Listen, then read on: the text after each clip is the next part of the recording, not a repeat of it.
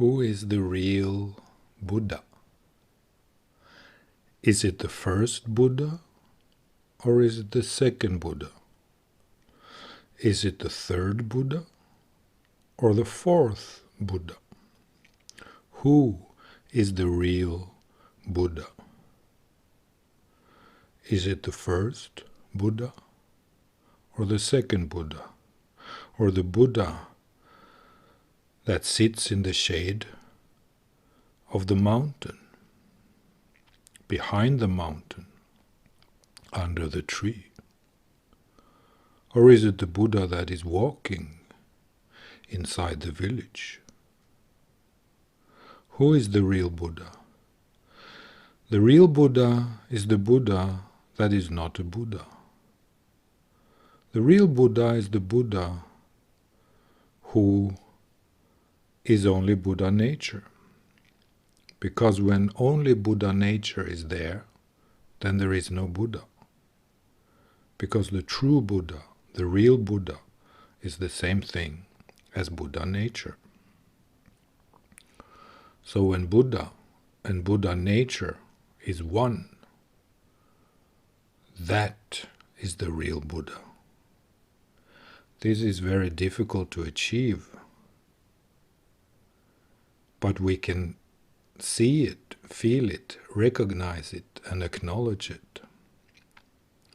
When the Buddha becomes one with that which is Buddha nature, then we have a being in this world who is at one with the ultimate absolute, who stands on the ultimate absolute and who stands between the ultimate absolute and the world. He has one foot in the ultimate absolute and one foot in the world. He is not disturbed by the world because he is already realized within Buddha nature.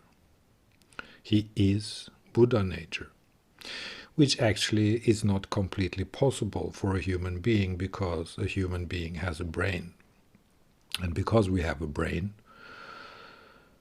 we will always be that which experiences that which is produced by the brain, by the human program.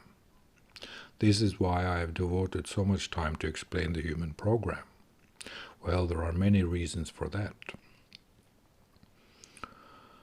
But we live in a brain, we live in a mind-brain system. We live inside the human program. So we can be the true Buddha. We can have the true Buddha inside of us. We can realize the true Buddha. Even the true Buddha which is complete and authentic and realized, actualized, realized Buddha nature. Even that we can become in the heart, but we cannot completely become it in the mind. We can become it in the heart, but the mind is a difficult thing because the mind is produced by the brain. The mind is produced by the brain, which means that the human program is the environment that the human being is born into. We live inside the human program. But we can find ourselves, and we can find the Buddha, and we can find our own beingness. We can find the experience of our own I amness, which stands on the ultimate absolute. We can find the relationship between the ultimate absolute and the experience of our own beingness. That is possible. And in some sense we have to live in this inner heart reality if we want to take refuge from the world, so to speak. If we want to have not real liberation. I have come to the conclusion slowly, step by step, that liberation is possible only temporary because of the brain. We can have enlightenment. Enlightenment is not too difficult to get, actually, if you're really sincere. If you really want enlightenment, you can get it. But you have to work for it, you know. You cannot sit on your ass and eat French fries every day, all right? You have to work for it. So you can get that. But the real true liberation, I have come to realize that it is only possible in the heart.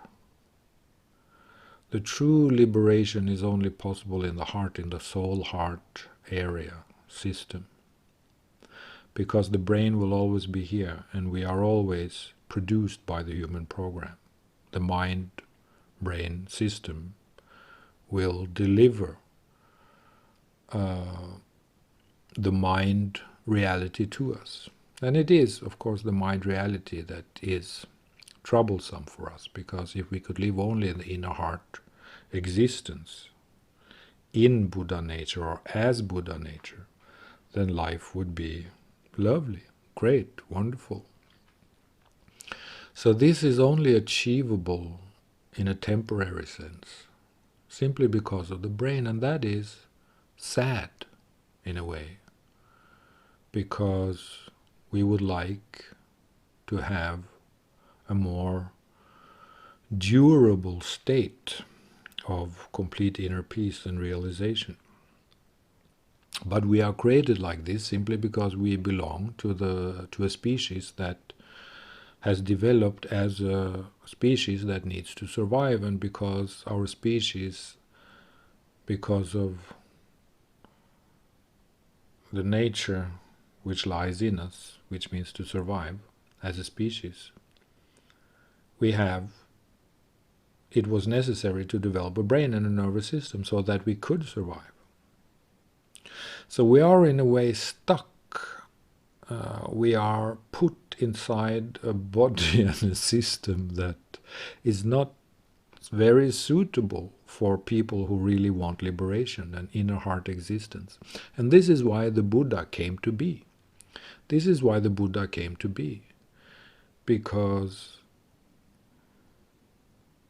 it is true, and he of course understood that, well, if we want the realization of Buddha nature, if we want to get rid of the samsara layer in the world that disturbs the mind, then we have to reduce our own attachment and connection to the mind-brain system. And the way to do that is to give up desire. The way to reduce the mind-brain attachment, the mind-brain connection. The way to reduce mind-brain connection is to give up desire, to give up attachment to desire, to give up attachment to this and to that. This is also why I've talked a lot about Satchitananda, which is an addiction, it's a mind-brain addiction. But some Advaita Vedanta teachers, whether they are pseudo-teacher or quasi-teachers, or real teachers or true teachers, who knows? If they have authentic, ultimate reality within them, of course they are good, and it's justified that they become teachers. But some of them are still girls in a pamper. But never mind, I like to say that when I get angry about pseudo-teachers. But never mind. I don't mention anyone. So this is it, this is it, as Kenny Loggins sings from time to time.